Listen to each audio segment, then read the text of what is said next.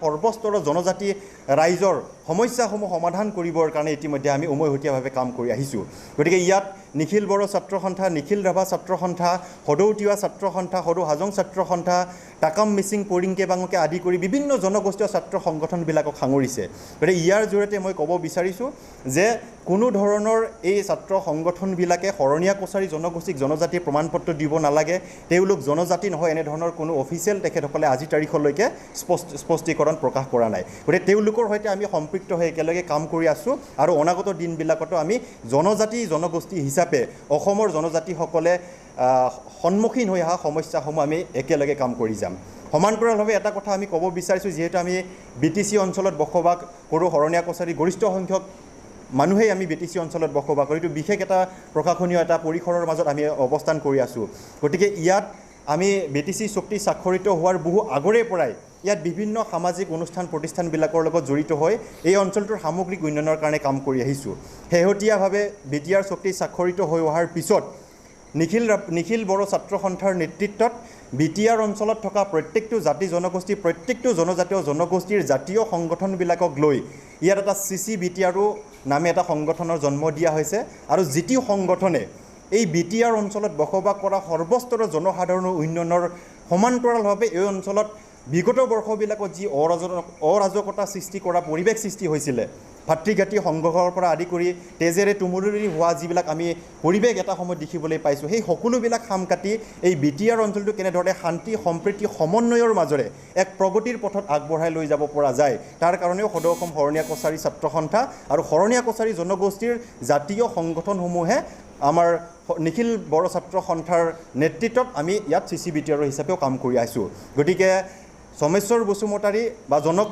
জনজাতি সুৰক্ষা মঞ্চৰ যি সংগঠনৰ নাম লৈ যি সমাজত এটা ঐক্যৰ মাজত অনৈক্য সৃষ্টি কৰিবৰ কাৰণে যি বাতাবৰণ সৃষ্টিব বিচাৰিছে ইয়াত যাতে বড়ো জনগোষ্ঠীৰ ভাইসকল বা শৰণীয়া কছাৰী জনগোষ্ঠীৰ সৰ্বস্তৰৰ লোক বা অসমত বসবাস কৰা অন্যান্য জনজাতীয় জনগোষ্ঠীৰ লোকসকলৰ মাজত যাতে কোনো বিৰূপ প্ৰভাৱ নপৰে তাৰ কাৰণে আজি আমি স্পষ্ট কৰি দিব বিচাৰিছোঁ আৰু জনজাতি সুৰক্ষা মঞ্চৰ প্ৰত্যেকগৰাকী বিষয়ববীয়াক আমি দাবী জনাইছোঁ যে এনেধৰণৰ কাৰ্যকলাপৰ পৰা আপোনালোকে আঁতৰি থাকক আৰু আপোনালোকে যি জনজাতিবিলাকক সুৰক্ষা প্ৰদান কৰিব বিচাৰিছে প্ৰকৃতাৰ্থত যদি আপোনালোকে জনজাতিবিলাকক সুৰক্ষা প্ৰদান কৰিব বিচাৰিছে তেতিয়াহ'লে অসমত বসবাস কৰা জনজাতিসকলৰ বিভিন্ন সমস্যা আছে আৰু সেই সমস্যাসমূহ সমাধানৰ কাৰণে মেইন ষ্ট্ৰীম যিবিলাক অৰ্গেনাইজেশ্যন আছে মূল সুঁতিৰ যিবিলাক সংগঠন আছে তেওঁলোকৰ সৈতে সম্পৃক্ত হৈ আপোনালোকে কাম কৰিবৰ কাৰণে আগবাঢ়ি আহক এইখিনি এটা তথাকথিত সংগঠন এই সংগঠনৰ কোনো গণভিত্তি নাই তেওঁলোকৰ কোনো জিলা বা আঞ্চলিক পৰ্যায়ত কোনো ধৰণৰ তেখেতসকলৰ সংগঠনৰ বেছ নাই আৰু তেখেতসকল ইতিমধ্যে বিভিন্ন মূল সুঁতিৰ সংগঠনৰ পৰা খেদা খোৱা মানুহ সমেশ্বৰ বড়ো ট্ৰাইবেল সংঘৰ পৰা এগৰাকী খেদা খোৱা ব্যক্তি বিভিন্ন ধৰণৰ অপ্ৰীতিকৰ কাৰ্যকলাপৰ লগত জড়িত হৈ থকাৰ কাৰণে আমাৰ ভেৰগাঁও জিলা ট্ৰাইবেল সংঘৰ বিষয়বাবৰ পৰাও তেখেতক অব্যাহতি প্ৰদান কৰা বহিষ্কাৰ কৰা হৈছিলে গতিকে এনেধৰণৰ গণভিত্তিহীন ব্যক্তিবিলাকে জনজাতি সুৰক্ষাৰ নাম প্ৰদান কৰি পেলাই প্ৰকৃত জনজাতিসকলক বঞ্চিত কৰি আজিৰ তাৰিখত আপোনালোকে জানে যে বিভিন্ন ৰাজনৈতিক কাৰণত বিভিন্ন বহিৰাগত সমস্যাৰ কাৰণে অসমৰ খিলঞ্জীয়া জনজাতি হওক বা জনগোষ্ঠী হওক সংকট বা বিপদৰ সন্মুখলৈকে আগবাঢ়িছে গতিকে এই সময়ত প্ৰকৃত জনজাতিসকলক সুৰক্ষা প্ৰদানৰ বিপৰীতে প্ৰকৃত জনজাতিসকলক ভাৰতীয় সংবিধানৰ গণ্ডিৰ আধাৰত প্ৰদান কৰা সকলোবোৰ সা সুবিধা বঞ্চিত কৰি এই জনজাতিসকলৰ বিৰুদ্ধাচৰণ কৰাটোহে আমি দেখিবলৈ পাইছোঁ গতিকে সেইকাৰণে মই পুনৰ জনজাতি সুৰক্ষা মঞ্চক আমি ক'ব বিচাৰিছোঁ যে তেওঁলোকক সুমতি প্ৰদান কৰক ভগৱানেও আৰু তেওঁলোকে জনজাতিৰ কাৰণে যদি সঁচাকৈ কাম কৰিব বিচাৰিছে মূল সুঁতিৰ সংগঠনসমূহৰ লগত সম্পৃক্ত হৈ সামগ্ৰিকভাৱে গোটেই অসমৰ জনজাতিসকলৰ সমস্যা সমাধানৰ কাৰণে কাম কৰিবৰ কাৰণে মই অনুৰোধ জনাইছোঁ এই কথাটোত বিভিন্ন কথা থাকিব পাৰে বিভিন্ন ৰাজনৈতিক সামাজিক কথা থাকিব পাৰে এতিয়া আমি আপোনালোকক এটাই কথা ক'ব পাৰোঁ যে বিভিন্ন ব্যক্তিৰ বিভিন্ন অজুহাত থাকিব পাৰে কোনোবাই কাৰোবাৰ কথাটো মানি ল'ব নোৱাৰিব পাৰে সেইটো যেহেতু ভাৰতীয় সংবিধানে প্ৰত্যেকগৰাকী ব্যক্তিক এটা অধিকাৰ দি থৈ দিছে নিজৰ খুদুৱনি লগা নিজৰ মনে নিবিচৰা যে এইটো হ'ব নালাগিছিল এইটোহে হৈ আছে গতিকে এই বিষয়বস্তুটো মই প্ৰকৃতাৰ্থত সত্যটোনো কি সত্যটো উলিয়াবৰ কাৰণে বিভিন্ন মাধ্যমৰ জৰিয়তে যিহেতু ভাৰতীয় সংবিধানে এক অধিকাৰ প্ৰদান কৰি থৈ দিছে সেই হিচাপত তেখেতসকলে নৱকুমাৰ শৰণীয়া জনজাতি নহয় বুলি কৈছে বড়ো কছাৰী নহয় বুলি কৈছে তেখেতসকলৰ চাৰ্টিফিকেটখন ভুৱা বুলি কৈছে সেই চাৰ্টিফিকেটখন ভুৱা নে সত্য এইটো প্ৰমাণ কৰিবৰ কাৰণে আদালতৰ কাষ চাপিছিলে আৰু সেই আদালততো তেওঁলোকে মুখ থেকেচা খাইছে আৰু তেওঁলোকে সেই তথ্যটো বিচৰাৰ অধিকাৰ তেওঁলোকৰ আছে আৰু এই তথ্যবিলাক বিচাৰিব যাওঁতে যে প্ৰকৃত জনজাতিবিলাক বঞ্চিত হৈছে সেইটো সেই দুখৰ কথা গতিকে সেইকাৰণে আমি কৈছোঁ যে শৰণীয়া কছাৰীসকল ঐতিহাসিকভাৱে কছাৰীৰ এটা ঠাল আৰু ভাৰতীয় সংবিধানৰ জনজাতি তালিকাত তফচিলভুক্ত এটা জনজাতিৰ এটা শক্তিশালী ঠাল হিচাপে আমি স্বৰাজত্বৰ কালৰ পৰাই জনজাতি প্ৰমাণপত্ৰ গ্ৰহণ কৰি আহিছোঁ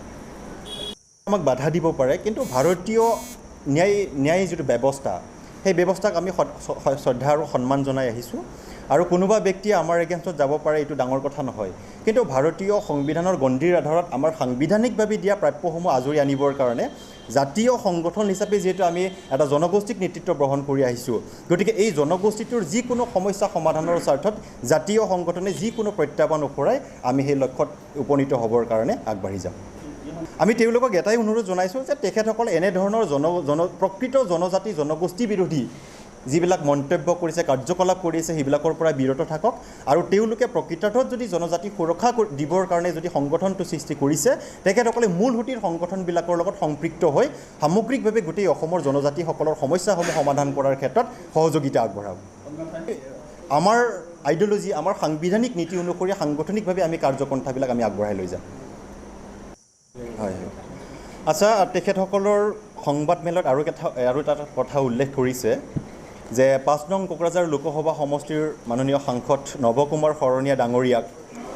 তেখেতে কৈছে যে বিভিন্ন সময়ত বড়ো কছাৰী বুলি কয় বিভিন্ন সময়ত কছাৰী বুলি পৰিচয় দিয়ে বিভিন্ন সময়ত ৰাভা বুলি পৰিচয় দিয়ে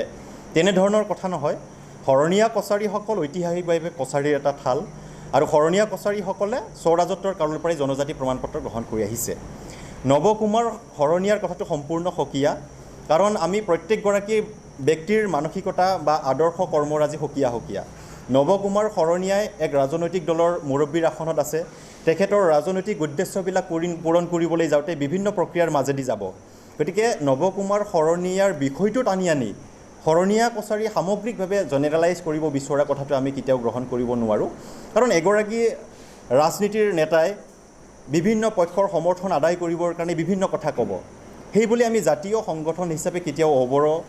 বা জনজাতি বিদ্বেষী কৰ্মকাণ্ডত আমি লিপ্ত হোৱা নাই সেইটো কথা স্পষ্ট কৰি দিব বিচাৰিছোঁ সদৌ অসম শৰণীয়া কছাৰী ছাত্ৰ সন্থা শৰণীয়া কছাৰী সন্মিলনী অসম শৰণীয়া কছাৰী গণতান্ত্ৰিক নাৰী মঞ্চ শৰণীয়া কছাৰী সাহিত্য সভা অসমকে ধৰি শৰণীয়া কছাৰী জনগোষ্ঠীৰ জাতীয় সংগঠনসমূহ কেতিয়াও অসমত বসবাস কৰা বা সামগ্ৰিকভাৱে গোটেই ভাৰতবৰ্ষৰ জনজাতিসকলক বিৰোধিতা কৰি কোনো ধৰণৰ কাৰ্যসূচী ৰূপায়ণ কৰা নাই বা তেনেধৰণৰ কাৰ্যকলাপত জড়িত হৈ থকা নাই গতিকে ৰাজনৈতিক কাৰণবশতঃ কোনোবাই অবড়ো কৰিব পাৰে এইটো এটা অসাংবিধানিক শব্দ